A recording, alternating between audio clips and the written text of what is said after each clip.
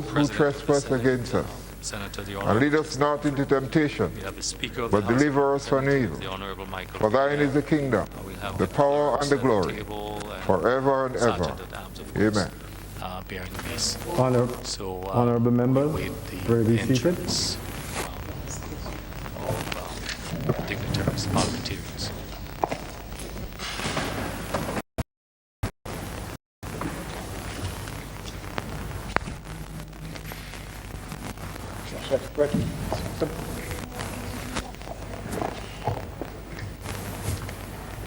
As we see the members of the House taking their seats. Honorable members of the House of Senate. Proclamation. Honorable members of the House of Representatives. I wish to seek your humble indulgence to stand for a moment of silence at the passing of the former Sergeant of Arms, Inspector Anthony Welsh, who served this House as Sergeant of Arms from 2005 to 2013.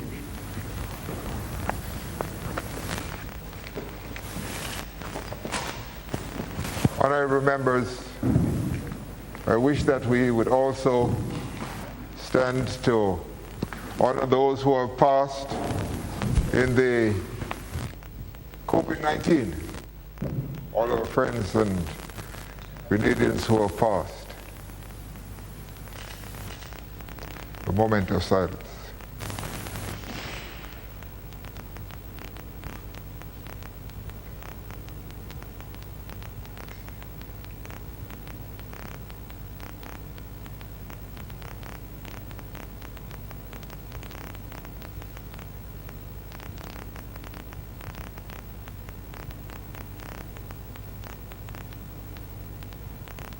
May they rest in peace. Pray be seated.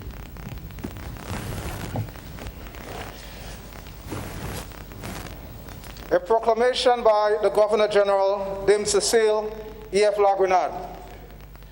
Whereas by proclamation dated the 23rd day of September 2021, issued under subsection 1 of section 52 of the Constitution of Grenada, Parliament was prorogued on the 24th day of September 2021, and whereas it is provided by subsection 1 of section 51 of the Constitution of Grenada that each session of Parliament shall be held at such place within Grenada and shall commence at such time as the Governor General may by proclamation appoint, and whereas it is further provided by subsection 2 of section 51 of the Constitution of Grenada that there shall be a session of Parliament once at least in every year, so that a period of 6 months shall not intervene between the last sitting of Parliament in one session and the first sitting in the next session.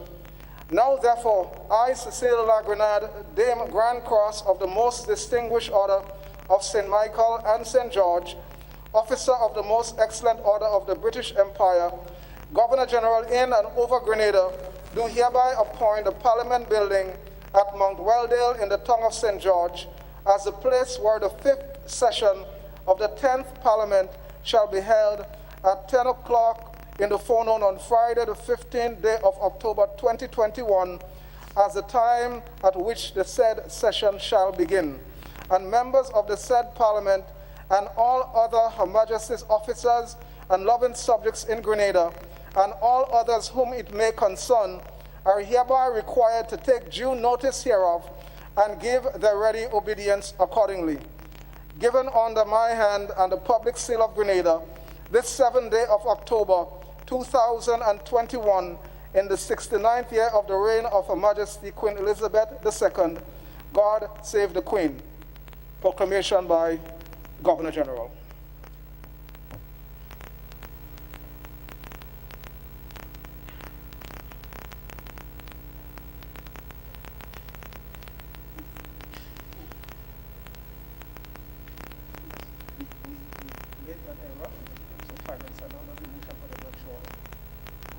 Your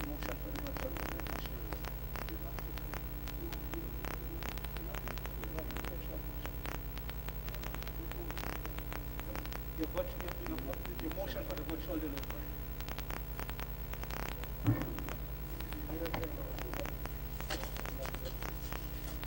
Mr. President, Mr. Speaker, I stand to move the following motion in my name. Whereas Grenada is under the state of emergency due to COVID-19 pandemic, and whereas in order to reduce the spread of the COVID-19 pandemic, regulations have been put in place to reduce large gatherings.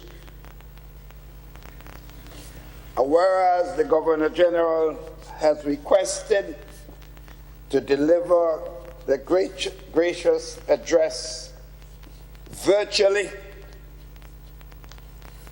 and whereas Section 51 of the Constitution authorizes each House of Parliament to regulate its own procedure and may in particular make rules for the orderly conduct of its own proceedings,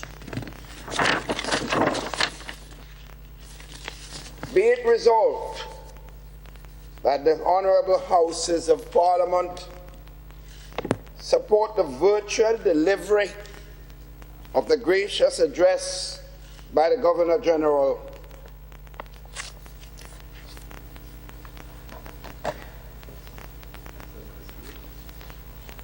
Honourable members of the House of Representatives, the question is that this Honourable House of Parliament supports the virtual delivery of the gracious address by the Governor General. Members of the House of Representatives, those of that opinion say aye. Aye. Of the contrary opinion say nay. I think the ayes have it. Honourable members, the question is that the House of Senate associates and supports the motion moved by the Right Honourable Dr. Keith C. Mitchell, Prime Minister of Grenada. How say you? Those in favour say aye. Aye. Any to the contrary say nay. I think the ayes have it. The ayes do indeed have it. Motion is passed.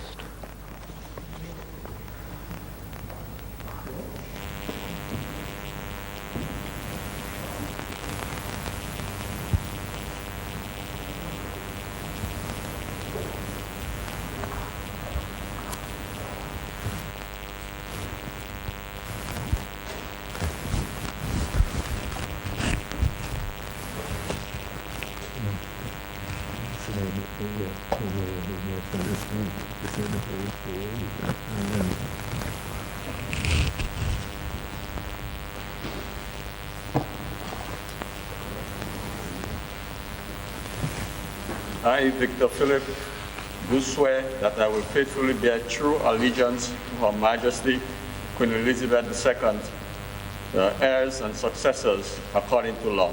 So help me God.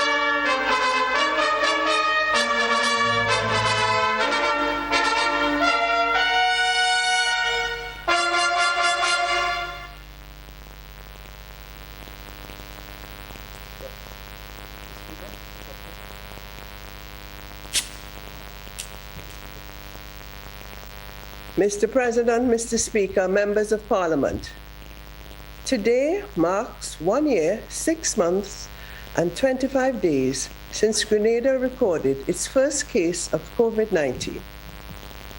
The battle to contain the spread of this deadly disease and limit its health, social, and economic impact has been a protracted and difficult one that is still ongoing. Since the start of this pandemic, my government has exercised sound judgment and adopted a balanced approach to the management of the resulting crisis. For many months, while the pandemic raged around us, we had the lowest infection rate in the region, only 1 COVID-related death, and no community spread of the virus. Since the start of the crisis, my government made it abundantly clear that we as a nation were facing a serious health threat and repeatedly warned of the need to protect oneself and others. The Delta variant is deadlier and more transmissible, hence the continued calls for us to remain vigilant and avoid becoming complacent. In recent weeks, our worst fear materialized. Our nation experienced an exponential rise in the number of positive cases, hospitalizations, and deaths, with the brunt of the impact being borne by our elderly and our unvaccinated citizens. As I address you today, 5,704 cases of COVID-19, of which 298 have been hospitalized and 191 have sadly died. Our hearts go out to all those who have been stricken by this disease, and more so, to all those who have lost loved ones. We offer our deepest condolences.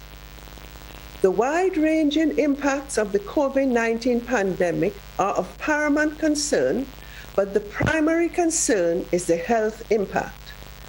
While the science has shown that vaccination reduces the risk of serious illness from the novel coronavirus, Grenada has one of the lowest vaccination rates among CARICOM countries.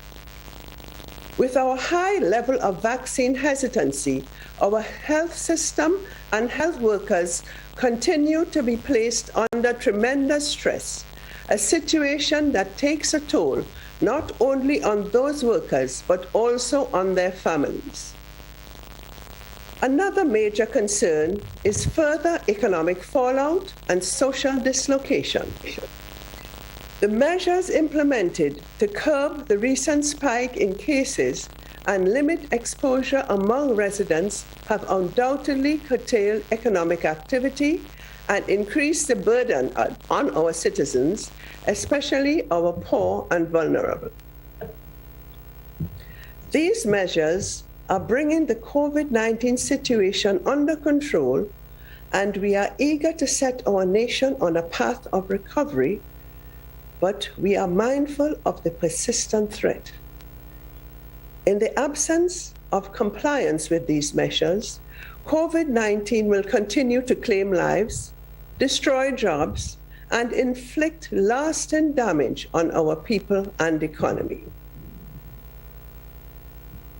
Beyond the priorities of saving lives and protecting livelihoods, we must also ensure that recovery from the pandemic is based on solid and sustainable foundations. In this context, my government's framework for policy implementation remains our National Sustainable Development Plan, NSDP, 2020 to 2035, which articulates the following shared vision. Grenada, a resilient and prosperous nation with a gracious and caring citizenry, promoting human dignity and realizing its full potential through sustainable economic, social, and environmental progress for all. The priorities for the next 3 years are set forth in the Medium-Term Action Plan 2022 to 2024, which draws on the National Sustainable Development Plan.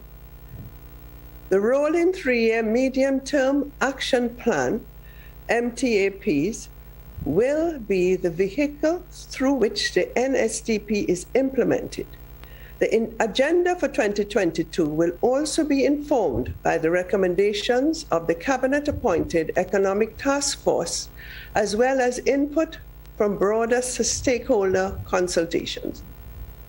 Accordingly, the following strategic objectives will guide our efforts to support robust and inclusive growth and build resilience: accelerating the creation of sustainable jobs, boosting competitiveness and diversifying the economy and export base, boosting investment in health to improve healthcare delivery and build resilience to health crisis, accelerating human capital in education by investing in infrastructure, ICT infusion, and skills development, accelerating the infusion of technology in the economy and fast-tracking digital transformation, increasing investment in agriculture and the light manufacturing sector to boost food and nutrition security and to reduce the huge food import bill, accelerating the rehabilitation and upgrade of our road network and other physical infrastructure, continued efforts to build resilience against external shocks, including to strengthen structural, financial, and post-disaster resilience, preserving and expanding as necessary social safety nets to protect and empower those most affected by the pandemic. Continued efforts to protect our environmental assets from human and climate change impacts, fast-tracking our transition to renewable energy. Consistent with the foregoing, our theme for this new session of Parliament is Towards Vision 2035, protecting lives, safeguarding livelihoods, and investing for growth and resilience. Mr. President, Mr. Speaker, the current situation calls for collective action. By working together, we stand our best chance of defeating this virus and resuming the upward trajectory of growth. To borrow a quote I read recently, always and everywhere, collaborating hands are worth more. Health, social, and macroeconomic context. Mr. President, Mr. Speaker, on account of my government's efficient management of the crisis, confidence in the economy has been restored and economic activities in several sectors picked up strongly. Labor market conditions improved with the unemployment rate declining sharply. Government finances were beginning to show gradual signs of improvement, although we are yet to reach our pre-COVID-19 performance. Despite the significant progress made in restoring macroeconomic stability, many of our citizens continue to face hardship, having been buffered by the strong and sustained winds of the pandemic. To boost the nation's recovery and protect individuals and businesses that are still being impacted by the protracted crisis, my government commenced the rollout of several social safety net measures. Specifically, my government launched a second COVID-19 economic stimulus support CES package worth $36 million to temporarily expand its flagship support for education, empowerment, and development, the SEED program, provide income support to affected workers in the informal sector, provide employment benefits to unemployed workers in the formal sector, and provide loan and grant support to micro, small, and medium enterprises. Payments to beneficiaries under the second stimulus package commenced in September and will continue into next year for several components. The stimulus package targets 9,000 direct beneficiaries and additional 10,000 indirect beneficiaries. The COVID-19 Economic Support Secretariat (CES) has been re-established with 2 locations, the Kirani James Athletic Stadium and the Resource Center in Hillsborough, Carriacou. Further information on the stimulus package and the application forms are available on the website of the Ministry of Finance, www.finance.gd. The social and economic fallout from the recent spike in infections is expected to be severe. Last year alone, the devastating impact of the pandemic is estimated to have reduced our output by $500 million, creating hardship for many once thriving individuals and businesses.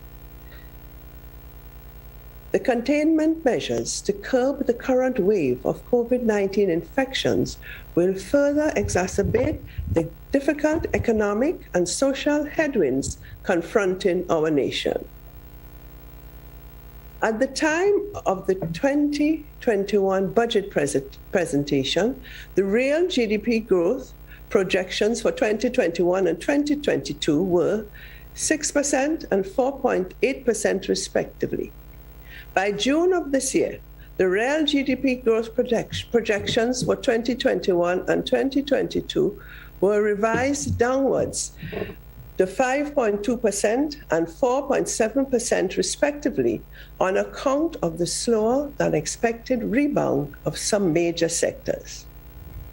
The outlook for the rest of this year and next year will be further downgraded because of the heightened uncertainty created by the latest spike in cases.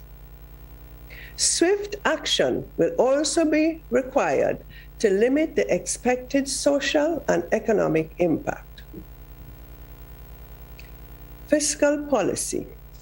Mr. President, Mr. Speaker, the current fiscal realities facing my government include lower tax revenues as a result of uncertain economic environment, the need for higher spending associated with managing the current spike in COVID-19 cases and limiting the associated social and economic fallout, the need for greater capital investments to stimulate economic activity, create jobs, and advance our nation's development agenda, the need to meet ongoing and, in some instances, growing existing obligations, including wages and pensions and debt servicing.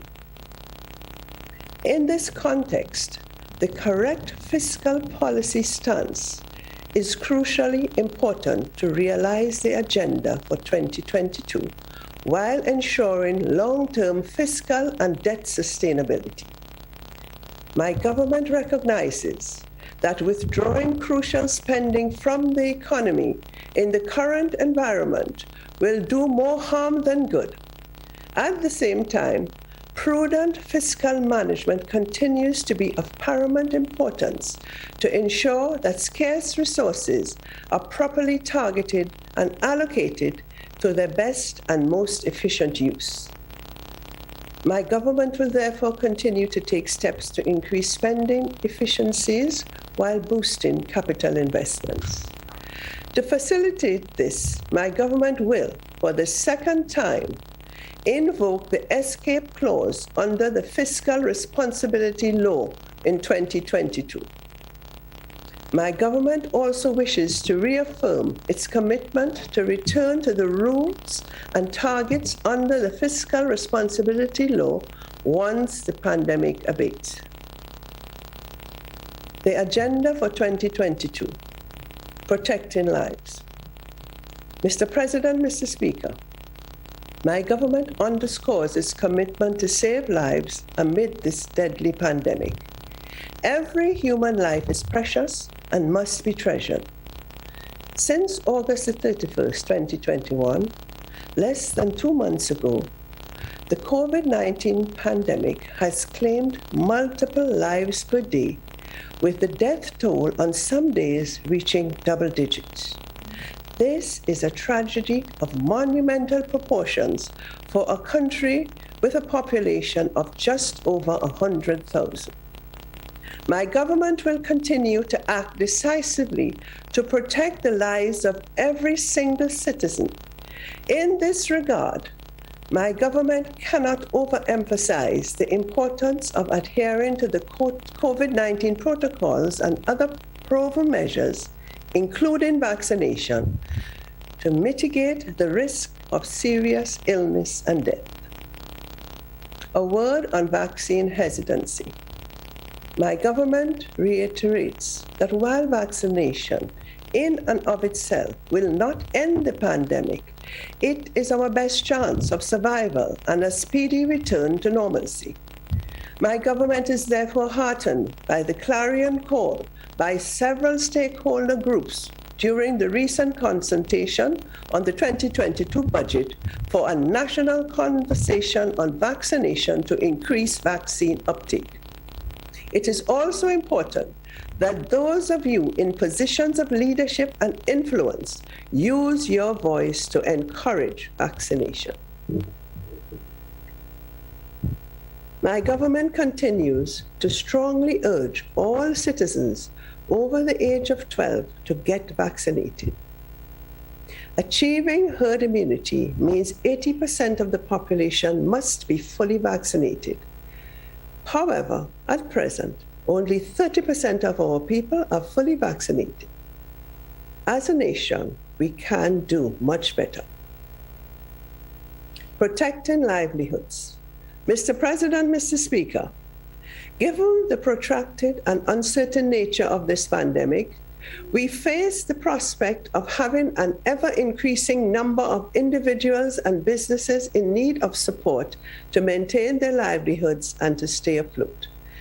My government has already disbursed $2.1 million under the current stimulus package.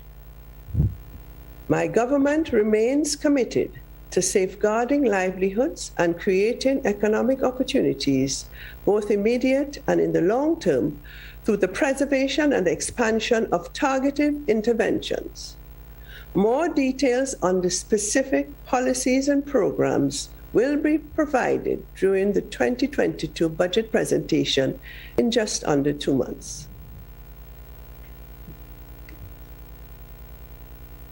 Investing for growth and resilience. Health. Mr. President, Mr. Speaker, my government affirms its philosophy that the health of our nation is the wealth of our nation. We also reaffirm our commitment to strengthen the current health system and deal with diverse threats and public health emergency, build the human resource capacity in the sector, and improve service delivery. Like many health systems around the world, the COVID-19 pandemic has stretched our system to its limits and exacerbated long-standing weaknesses, including shortage of personnel, inadequate facilities, and weak delivery systems. Despite the unprecedented pressures from COVID-19, most of our doctors, nurses, and other health professionals have risen to the challenge and continue to make tremendous sacrifices to keep us safe. Our nation salutes each and every one of you.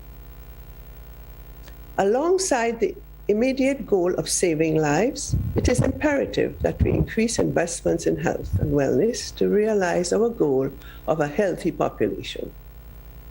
Critical to improving healthcare delivery and building resilience in the sector is sustainable financing. In this regard, pursuing a national health insurance scheme is of paramount importance. Notwithstanding the delays associated with the pandemic in advancing this important reform, my government remains committed to the implementation of this initiative to improve healthcare delivery and affordability. Education. Mr. President, Mr. Speaker, members of Parliament, the COVID-19 pandemic has presented unprecedented challenges for our education system. It has disrupted traditional face-to-face teaching and drastically increased the need for online learning. Progress was made with introducing information and communication technology, ICT, in the school system, and the pandemic has further accelerated the use of technology. However, challenges in this area remain as some students do not have internet access outside the school system.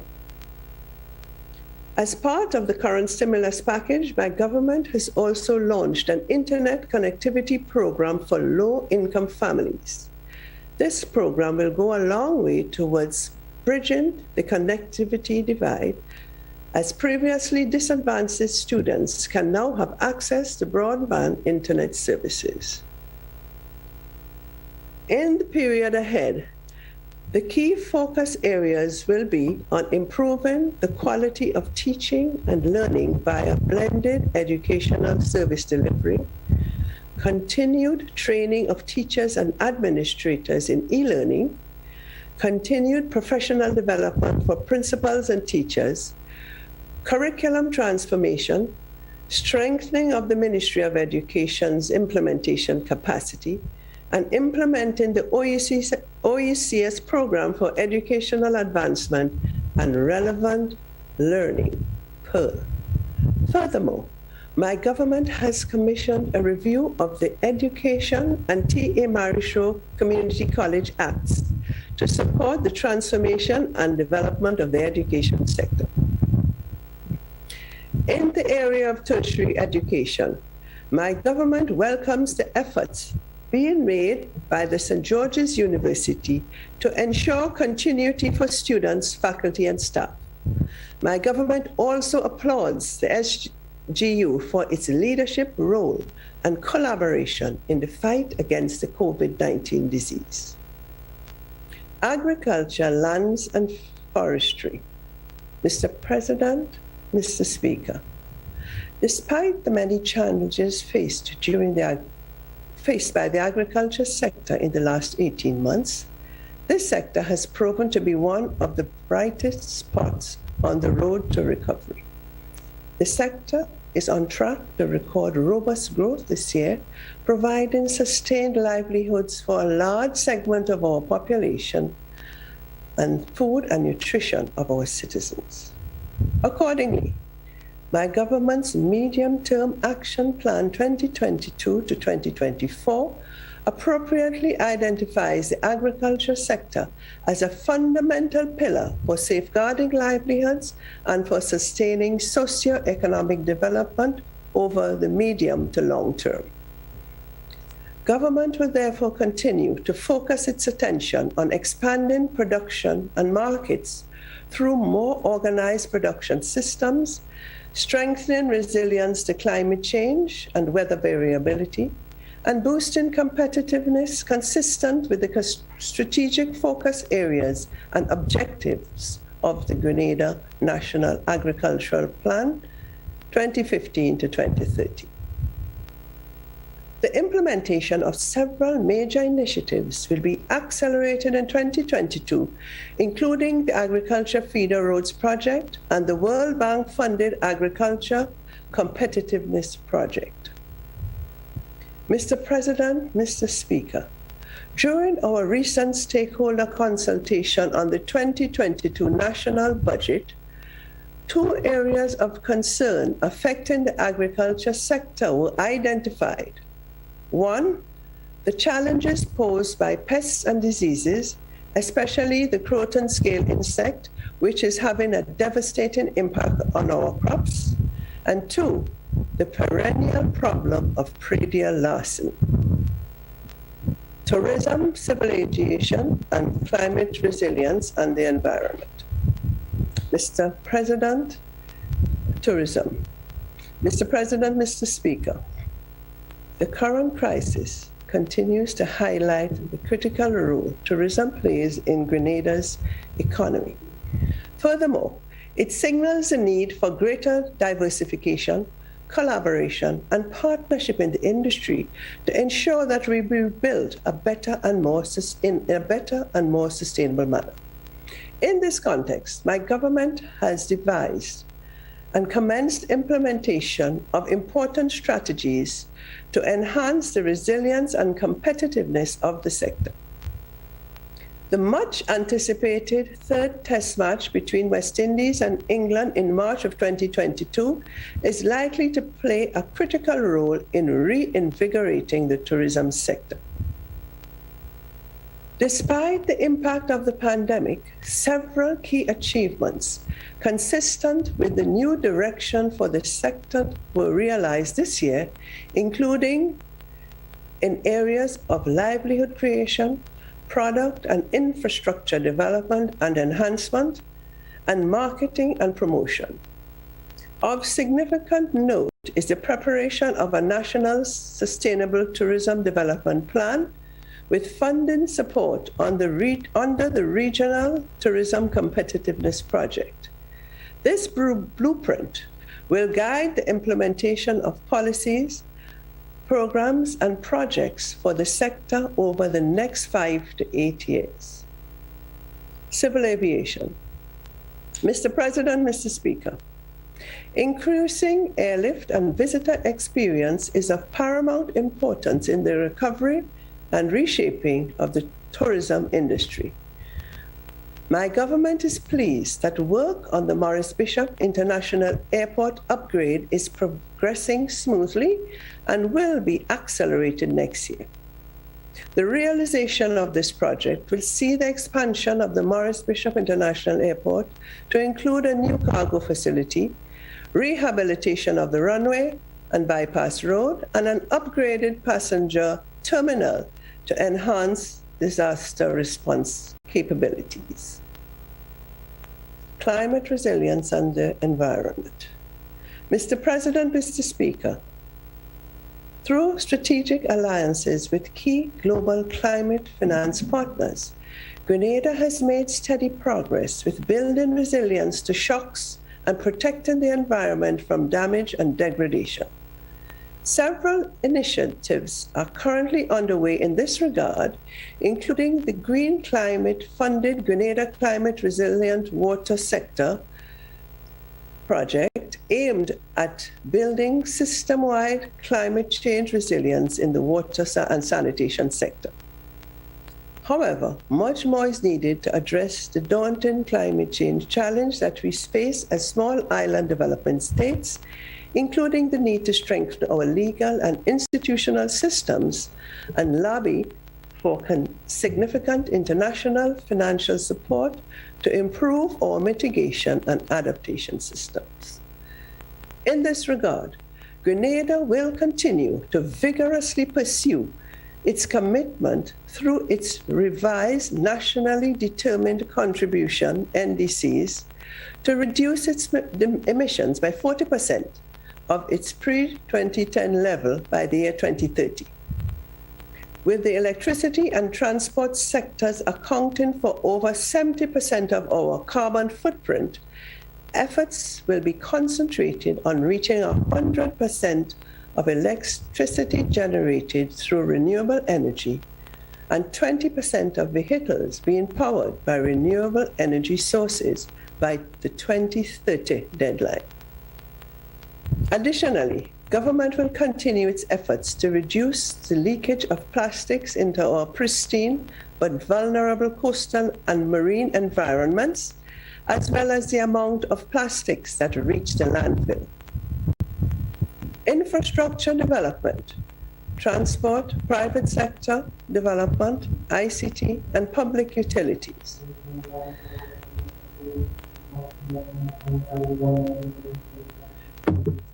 Mr. President, Mr. Speaker, the construction sector has shown tremendous resilience during the current pandemic, with growth expected to surpass 20% this year. This growth will be driven primarily by private sector infrastructure projects as implementation of the public sector infrastructure program did not take off as planned. Notwithstanding the slower than anticipated pace of implementation of the public sector infrastructure investment program, notwithstanding the slower pace of implementation of this program this year, it is expected that this rate will increase significantly with the award of several major contracts during the second half of this year. In this context, construction work on the following major projects will accelerate the incoming period: the St. John's River Project, the River Road Flood Mitigation, the Molineux Landslip, the Moncoumar Road, the Springs to Woman Landslip,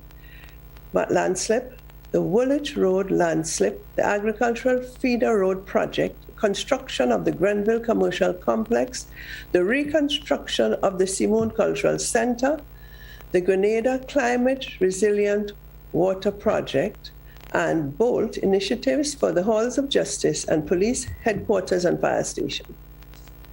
In addition to these major projects, the repair and maintenance of roads, schools, and medical facilities and police stations will also be prioritized in 2022. Several sub-projects will also be undertaken under the Climate Smart Agriculture and Rural Enterprise Program, CEAP, and the Basic Needs Trust Fund New Cycle, BNTF 10. In the area of transport, my government will continue to prioritize the development of a resilient, high quality, and affordable public transport system. Mr. President, Mr. Speaker, government will continue to support the development of a private sector through its various implementing agencies, including the Grenada Investment Development Corporation, the Grenada Development Bank, and the Citizen by Investment Program. My government is pleased to note that investor confidence in Grenada has remained high throughout the pandemic, which augurs well for a more robust recovery. The current portfolio of major private sector projects include over 30 local and foreign projects with a value in excess of 12 billion, which are at various stages of implementation. These projects covering tourist and student accommodations, medical tourism, manufacturing, agribusiness, and energy will provide a major boost to the economy, including through the creation of a significant job opportunities. Part of my government's overall thrust to build social and economic environmental resilience, investments in resilient infrastructure in both the public and private sectors will be incentivized. My government has recently launched a stimulus package to support small indigenous hotels and other micro, small, and medium enterprises to assist them in staying afloat during the pandemic. Support to the MSME sector will be sustained and expanded in the coming period. Mr. President, Mr. Speaker, digital transformation and the development of a digital economy will remain a top priority for my government in the coming period as it continues to make progress with the implementation of its digital strategy. Two of the major initiatives in advancing this strategy are the Digital Governance for Resilience Project, DG4R, and the Caribbean Digital Technology Project.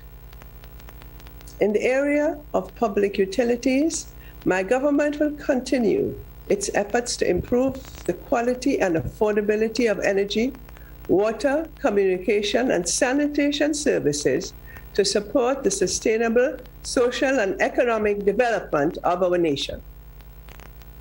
My government has listened to the growing concerns over the cost and availability of broadband internet services and will take urgent steps to address these concerns. finance, economic management, and energy. Mr. President, Mr. Speaker, sound social and economic management play a pivotal role in maintaining economic stability and supporting growth and recovery. My government reaffirms its commitment to pursue sound financial and economic policies to limit the social and economic implications of the crisis and to foster a robust and sustainable recovery. The lingering efforts of the pandemic call for a continued counter-cyclical fiscal policy to facilitate an expanded capital investment program and COVID-related expenditures. My government, as stated earlier, will invoke the escape clause in the Fiscal Responsibility Law for 2022. External resource mobilization will also be critical. My government will intensify its efforts to secure grants and concessional loans to help cover the additional financing needed in the coming period. In the area of energy development, my government will continue its strategy of diversifying Grenada's energy mix through the pursuit of renewable sources and reducing the cost of energy. In this context, my government, with the support of the World Bank, will update the national energy policy and guide the development of the energy sector. To support the energy sector and GRENLEC's transitioning to renewable energy, my government has commissioned an independent review of GRENLEC with grant support from the World Bank, which will provide an assessment of the current generation capacity and a proposed action plan to address current challenges and pave the way forward for the preparation of an appropriate power development plan. The draft report of that study has already been submitted to my government. Youth, sport, culture. Mr. President, Mr. Speaker, while the pandemic has affected us all, our young people have borne the brunt of its social and economic impact, thus compounding the challenges they face. The youth unemployment rate spiked in the second quarter of 2020 after the first case of COVID-19 was recorded in Grenada and has remained near that same level. Additionally, young people who are now leaving the school system are facing one of the most challenging labor markets as a result of the pandemic. The global crisis has also drastically curtailed the social activities of our young people for more than 18 months. They have not been able to participate in various social, sporting, and cultural activities that are critical to the development of their social skills and fulfillment of their true potential. Mr. President, Mr. Speaker, scaling up investment in youth development is more critical now than it was during the pre-pandemic period.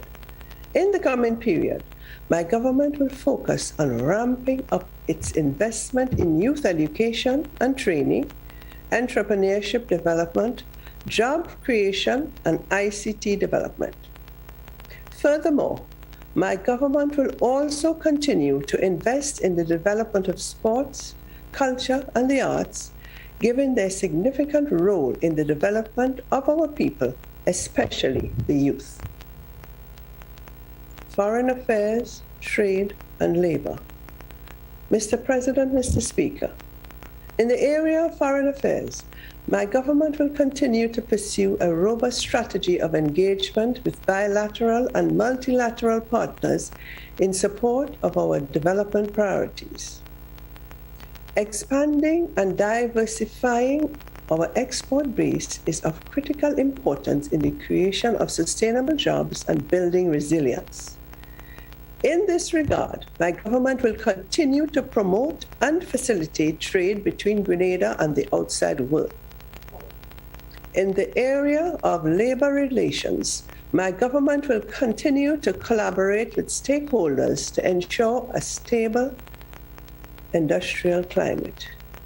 We also look forward to a speedy resolution of all labor-related matters before the court. Additionally, while government continues to collect less than it is expending on a monthly basis, in September, my government began the payment of wage and salary increases due to public officers for the current year. Further, the retroactive payments due to the public officers and pensioners will be completed by the end of October, with the support of the private sector institution, which has offered to accept government bonds to pay cash to the workers. Social development, housing, and community empowerment. Mr. President, Mr. Speaker, reaffirming its commitment to leave no one behind, my government will continue to provide adequate housing and social safety nets for our less fortunate citizens. The need to preserve and expand safety nets is of even greater importance as our citizens battle the stiff headwinds created by the pandemic. Many of our citizens who were making tremendous progress in lifting themselves out of poverty are now seeing their hard-earned gains reversed before their very eyes and can do nothing about it. My government has also recognized the need to strengthen our nation's families and provide psychological support to many of them who are struggling to cope with the heightened pressures brought on by COVID-19, including the loss of loved ones. As a nation, we have a moral responsibility to be our brother's keeper and to help those who cannot help themselves. Beyond continuing with efforts to help strengthen and the targeting and delivery of the social safety net programs, my government will redouble its efforts to reduce poverty and vulnerability in our society and to realize our national sustainable development outcome of a resilient, inclusive, gender-sensitive, and peaceful society. In the area of housing, my government will continue to deliver safe and affordable housing units and provide housing support to lower-income families and to implement policies to enable greater home ownership among the populace. Gender inclusivity and protection of our children from neglect and abuse will continue to be a priority of my government in the coming year. In this context, my government is piloting a program to mainstream gender considerations into the 2022 budget, including assessment of the impact of public spending on men and women with a view to improving gender equality. Citizen safety and security. Mr. President, Mr. Speaker, our safety and security operations have been stretched to their limits during the current pandemic. Despite the new challenges created by the COVID-19 pandemic, most of our safety and security personnel have risen to these challenges and deserve high praise and commendation for the show of patriotism and sacrifice. In fact, every one of us has a vital role to play in ensuring a peaceful society. As such, we should all feel proud of our achievements in keeping Grenada safe for citizens and visitors alike. As we continue to battle this pandemic, my government reiterates its commitment to strengthening the national security architecture and judicial administration and to improving the efficiency of the criminal justice system. The legislative agenda. Mr. President, Mr. Speaker, the legislative agenda for the upcoming period will be driven by my government's strategic focus areas of protecting lives, safeguarding livelihoods, and investing for growth and resilience. The proposed legislative agenda will cover the following areas, among others: energy development, digital transformation, climate change and mitigation and adaptation, economic policy, public finance management, and labor relations. Conclusion. Mr. President, Mr. Speaker, as a nation, we have so far managed this unprecedented crisis with equanimity and resolve. However, the battle is far from over. To win it, we must continue to work together and remain steadfast in our pursuit for victory. Our goal for building stronger and more united and resilient nation.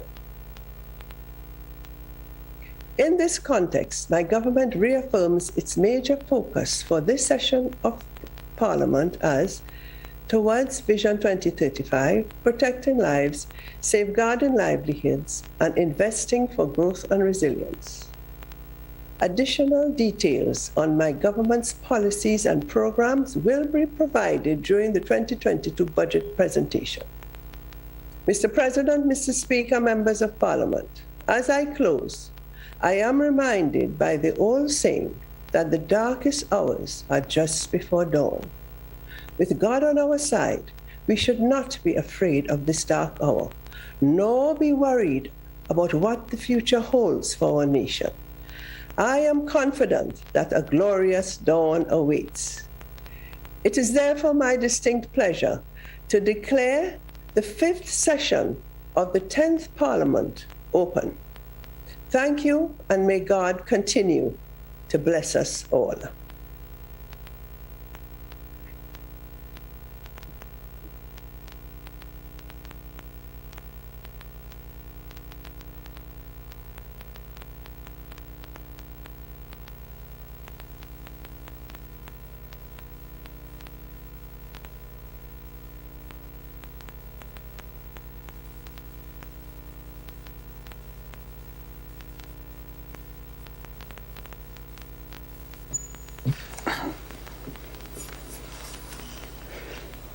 Mr. President, Mr. Speaker, I beg to move that a gracious address by the Governor General be laid on the table.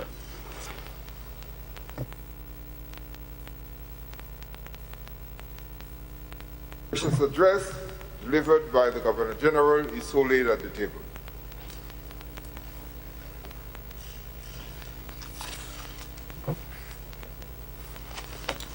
Mr. President, Mr. Speaker, I stand once again to move the following motion. Be it resolved that the Honourable House of Parliament record their thanks for the gracious address delivered today to the Houses by the Governor General, and be it further resolved that the debate on the address be deferred to a date to be announced.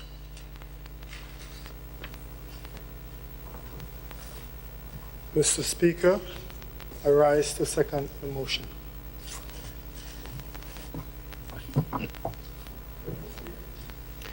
Mr. President, Mr. Speaker, the Senate associates itself with the motion moved by the Prime Minister. Mr. President, Mr. Speaker, I rise to second the motion.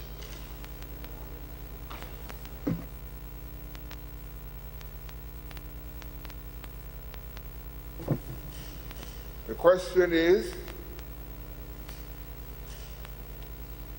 that the Houses of Parliament record the thanks for the gracious address delivered today to the Houses by the Governor General. And be it further resolved that the debate on the address be deferred to a date to be named. Those who are of that opinion say aye. Of the contrary opinion say nay. I think the ayes have it. Honourable members of the House of Senate, the question is, the motion been seconded, deferred, and that the Governor General receive your gracious thanks. All those who have that opinion, say aye. Aye. The contrary, you say nay. I think the ayes have it. The ayes do have it.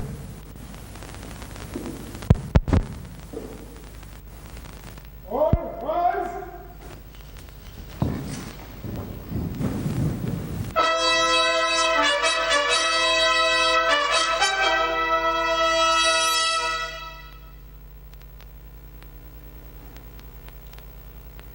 Honorable members.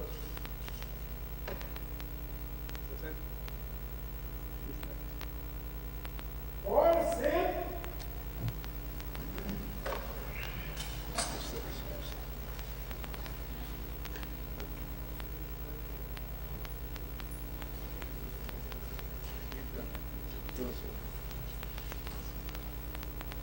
Honorable members, I will adjourn the House, signing the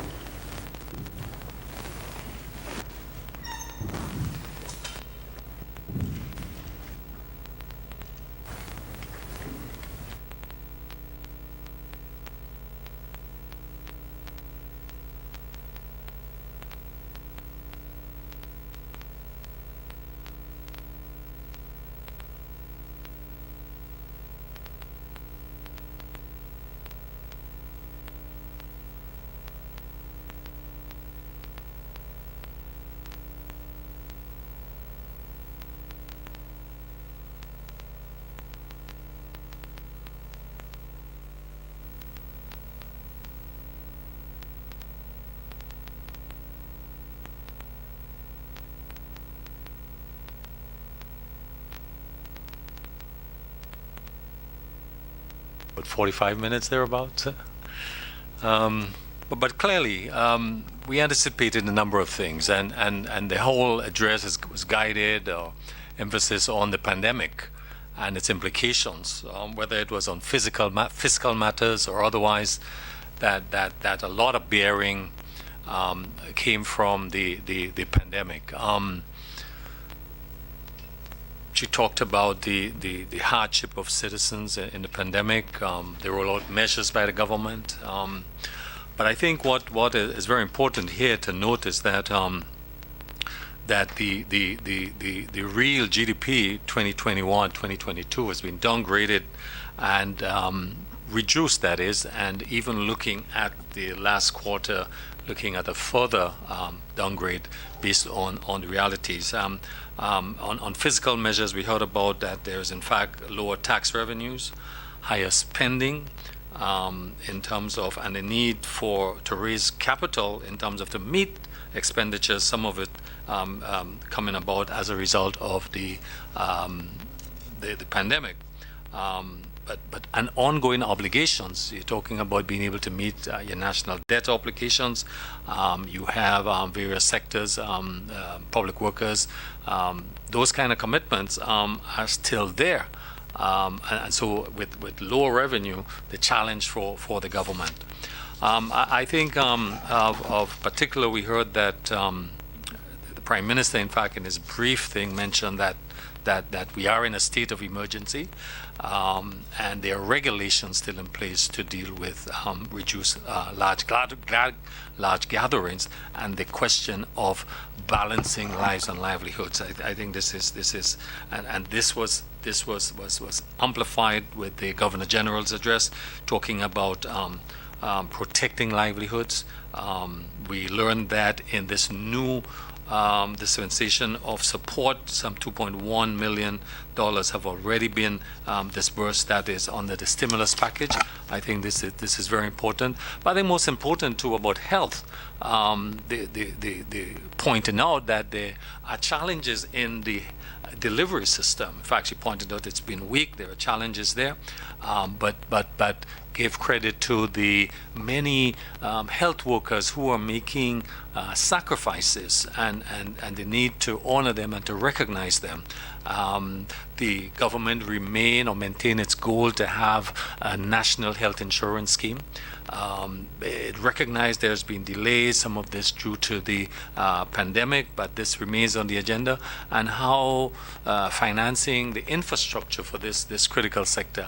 And this sector is likely to generate more expenditures than previous year, given the challenge to it now. And of course, on the education, we heard the limitation to 30,000 young people are home, of course, being supported in some respect by the digitalized system, the e-learning, but recognizing the limitation of some households to have the technology, the internet, and therefore government is giving support to this.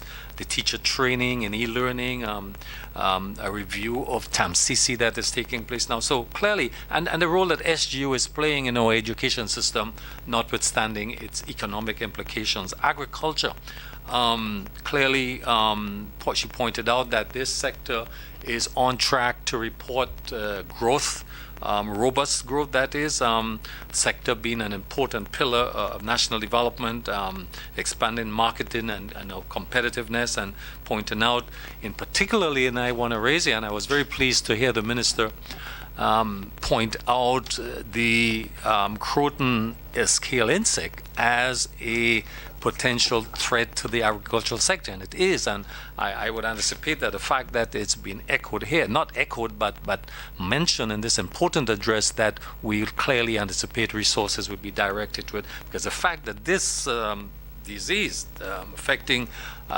many of our important tropical fruits, particularly soursop, lucrative export business for Grenada and farmers, that this is going to be addressed. So I'm pleased to hear that particular disease being pointed out by the Governor General. Very, very important.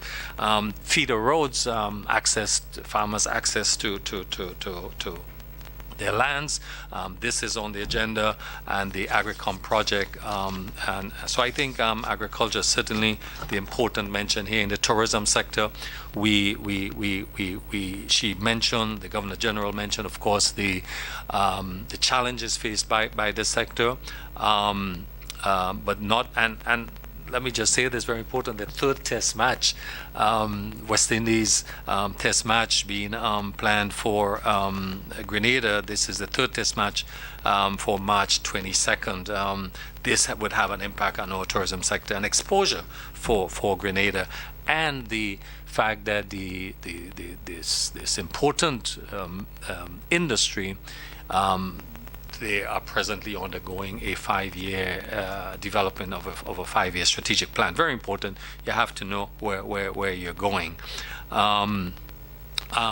Talking about the climate change, climate issues, and Grenada's role there, and our intention to pointing out that our main energy use, renewable energies in electricity and transportation, and the government has a focus in meeting its commitment for higher renewable energy use, pointing out transportation. I think this is very important. We have COP conference in England, in Europe, later this year, and Grenada participation there. Construction pointed out as again robust, but the public sector investment program slower, she pointed out, this year, given again the pandemic, because the pandemic would have had implication on several projects, in fact most projects in some respect, but some of the larger projects she referred to as being the St. John's River project, which have started, expecting greater acceleration this year, well in the coming year on this project. The Molinier land slippage project, Western Main Road, that's been mentioned, the agricultural feeder road, again the Sea Moon Cultural facility, a very important project for Grenada and the whole. And as I talk about culture, she pointed out, of course, the Governor General pointed out the implication of young people and the cultural absence and sports and how this is affecting their development, and the fact that more focus is going to be. But again, all of this has come to my head. But the halls of justice you mentioned and the police headquarters, I think these are important public sector investment program that not only are they important in terms of where they serve, but they are likely to generate significant employment opportunities. She also mentioned the two important projects, the Climate Smart Agricultural Project, the SAR project, and the BNTF project, pointing out that the BNTF project, Cycle 10, will be starting, and this is grant financing project from the Caribbean Development Bank, and it's important that the Cycle 10 starts, which will bring significant benefits to rural development and public utilities, with finance, GRENLEC, the investigation study of GRENLEC to determine, I think this is financed by the World Bank, to determine the best energy fit, or what would be the opportunities, or what it will take to diversify to renewable energy for this important sector. Quite a lot talk about trade and labor and the need for speedy resolutions